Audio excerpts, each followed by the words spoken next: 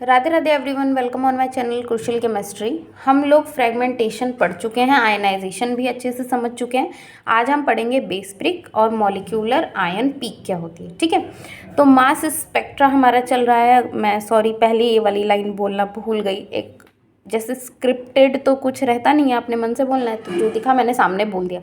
इतना सब मैंने ड्रॉ इसलिए कर लिया है ताकि वीडियो का टाइम थोड़ा सा बचे और कम टाइम में हम चीज़ों को ईजिली समझ पाएँ।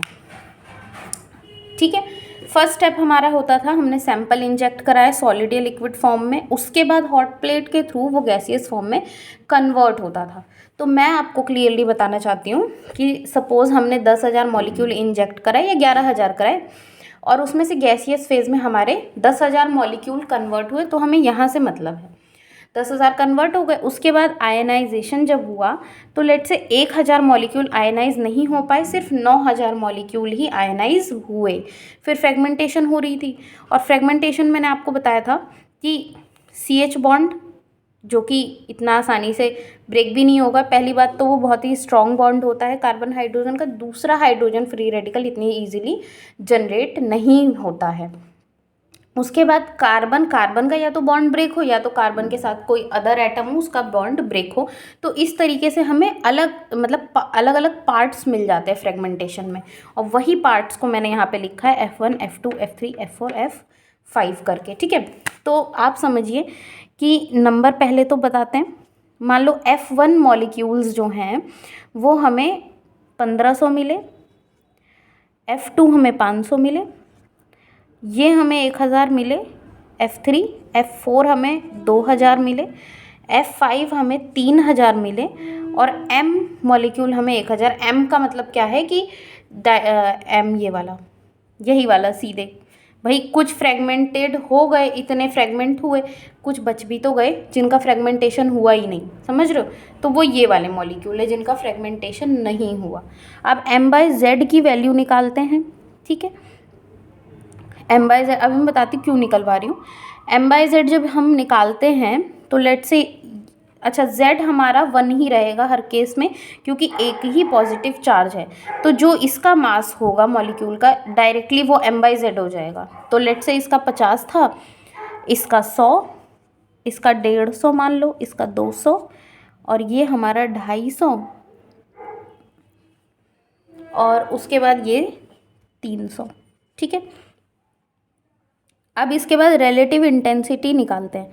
अच्छा, हम निकाल क्यों रहे हैं, जब हम इस तरीके से स्पेक्ट्रोस्कोपी बनाए तो यहाँ पे ग्राफ में हमें रिलेटिव इंटेंसिटी चाहिए होती है और यहाँ पे हमें M/Z की वैल्यू चाहिए होती है। तो M/Z हमें यहाँ से मिल गया, रिलेटिव इंटेंसिटी हम निकालते हैं।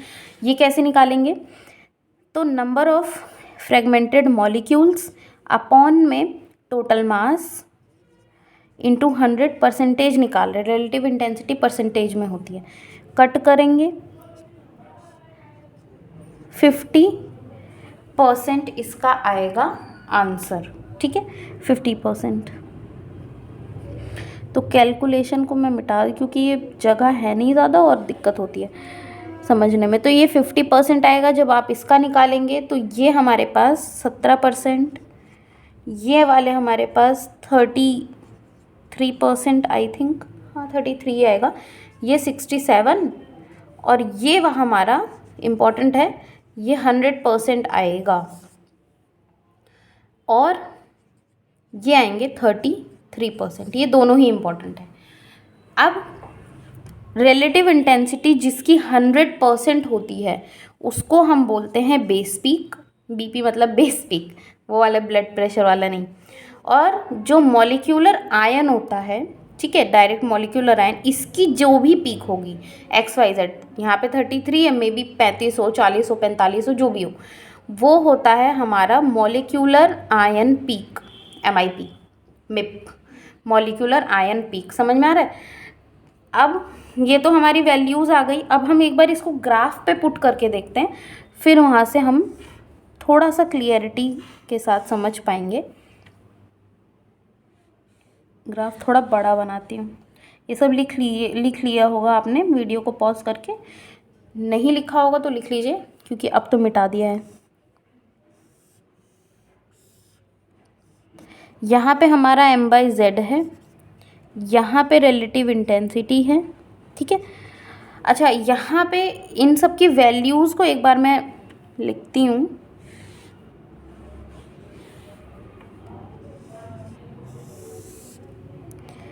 ये है, ये तो ज़ीरो ही होता है, 50, 100, 150, 200, 300 तक गया ना ये, 250, 300 और ये 350, ठीक है। रिलेटिव इंटेंसिटी परसेंटेज में है, 100% तक गई है, इसकी 100% आएगी और इसकी क्या आ रही थी, नहीं इसकी 33% थी, इसकी 100% थी ना, बेस पीक है ये दोनों इंपॉर्टेंट है। इसको भी लिखिए, 10, 20, 30, 40, 50, 60, 70, 80, 90, थोड़ा हमें बढ़ाना ही पड़ जाएगा इसको भी,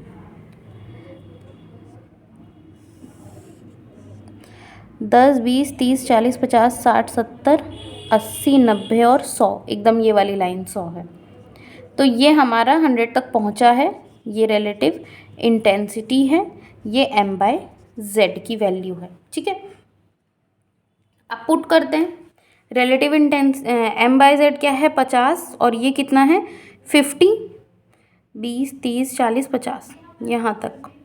उसके बाद 100 वाला 17% तक ही गया है लगभग, 150 वाला 33% तक गया है, यहाँ 200 वाला जो है 67% तक गया है, तो 50 लिख ही लेते हैं, और ये वाला है 50, तो यहाँ कहीं 67, और ये 100% गया है 250 वाला, और 33 पे पहुँचा है 300, ठीक। तो इस तरीके से हमें ग्राफ मिल जाएगा। प्लस अब आप यहाँ पे समझिए कि जिसकी वैल्यू रिलेटिव इंटेंसिटी जिस फ्रेगमेंट की 100% होती है, ये इसको हम कहते हैं बेस पीक। उसके अलावा जिसका मास सबसे ज़्यादा होता है, वो पीक आपकी चाहे जिस पे एग्जिस्ट करे, उसकी रिलेटिव इंटेंसिटी से मतलब नहीं, जिसका मास सबसे ज़्यादा होता है उसको हम बोलते हैं मॉलिक्यूलर आयन पीक। इसलिए क्योंकि मॉलिक्यूलर आयन है ये, इसका फ्रेगमेंटेशन हुआ ही नहीं, तो मास तो सबसे ज़्यादा ऑब्वियसली इसी का होगा ना। इस वजह से इस तरीके से हमको ग्राफ मिलता है। प्लस एक बात और ध्यान रखिएगा कि जब हमको ये सब ग्राफ मिलता है रिलेटिव इंटेंसिटी वाला, तो क्या होता है, साथ में हमें कुछ छोटी छोटी चीज़ें देखने को मिलती हैं। मतलब छोटी छोटी चीज़ें क्या, आइसोटोपिक सिग्नल, इस तरीके से इसी के साथ ऐसे छोटे छोटे देखने को मिलेंगे, एकदम ऐसे इस तरीके से हमें आइसोटोपिक सिग्नल्स देखने को मिल जाते हैं, ऐसे इस तरीके से छोटे छोटे क्या आइसोटोपिक सिग्नल हमको देखने को मिलते हैं। क्यों मिलते हैं ये मैंने बहुत अच्छी तरीके से बताया हुआ है आइसोटोपिक सिग्नल वाले वीडियो में, तो आप लोग वहाँ से इसको देख के समझ सकते हैं। अच्छा, अब इसके बाद एक क्वेश्चन पूछा जाता है कि क्या बेस पीक और मॉलिक्यूलर आयन पीक ये दोनों सेम हो सकते हैं। सेम का मतलब कि ग्राफ पे इनकी वैल्यू जो है ये भी 100% पहुंच जाए, ये भी, या ये 33% पहुंच जाए, मतलब ये दोनों का जो ग्राफ है वो बराबर हो सकता है कि नहीं, हमसे ये पूछा जाता है। तो इसका आंसर है यस। ये वाला चल नहीं रहा है, एक सेकंड, बीच बीच में ही चलता है, फिर पता नहीं क्या हो जाता है। तो इसका आंसर कुल मिला के है, बहुत बड़ा सा आप लिखिएगा यस, उसको बनाइएगा सर्कल, और इसी में एक एरो बना के लिखिएगा कि base peak and molecular ion peak can be same, ठीक। लेकिन क्यों ऐसा है कि ये दोनों पीक सेम क्यों हो जाती हैं, उसका रीज़न आप लिखेंगे कि when molecular ion is most stable, then it can be same as base peak, ठीक है। अब इसको मैं समझाती हूँ। देखिए आपने जो लिखा है अभी, ये हमारी क्या थी, मॉलिक्यूलर आयन पीक थी, और यहाँ पे हमारा ये बेस पीक था। ठीक है, इतना तो पता था। अब बेस पीक की इंटेंसिटी, रिलेटिव इंटेंसिटी का मतलब क्या होता है, एग्जिस्टेंस। आप समझ, एक तरीके से इसको एग्जिस्टेंस बोल सकते हैं। अब कोई मॉलिक्यूल है जिसकी एग्जिस्टेंस 100% है, मतलब वो सबसे ज़्यादा देर तक एग्जिस्ट कर रहा है, तो हम क्या बोलेंगे उसे, कि वो मोस्ट स्टेबल है। क्या है, मोस्ट स्टेबल है भाई, सबसे ज़्यादा स्टेबल है, इसी वजह से तो वो सबसे देर तक एग्जिस्ट कर रहा है एनवायरनमेंट में।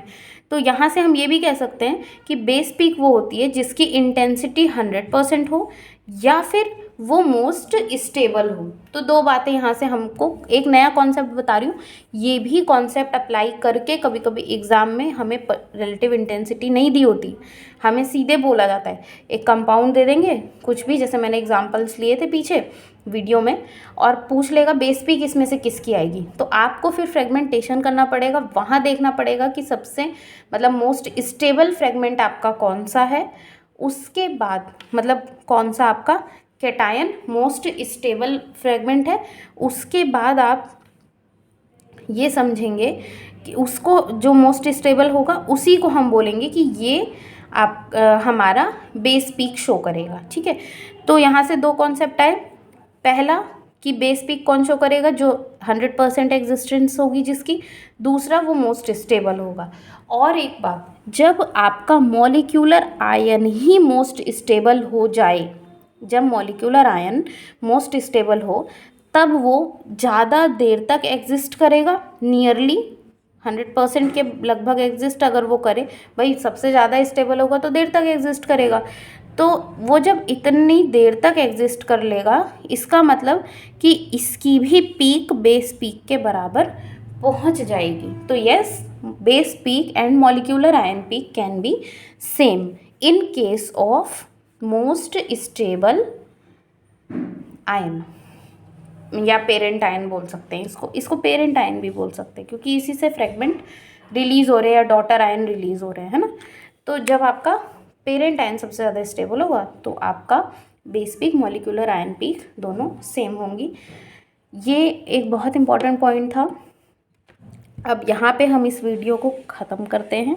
इसके बाद हम पढ़ने वाले हैं, थोड़ा सा डिफरेंट टॉपिक है, आइसोटोप्स के बारे में। सबने पढ़ा होगा, बट मास स्पेक्ट्रा में हम आइसोटोप्स को एक अलग तरीके से पढ़ेंगे। क्वेश्चंस वहाँ से भी काफ़ी भर भर के पूछे जाते हैं एग्ज़ाम में। तो मिलेंगे हम नेक्स्ट वीडियो में। Thank you so much.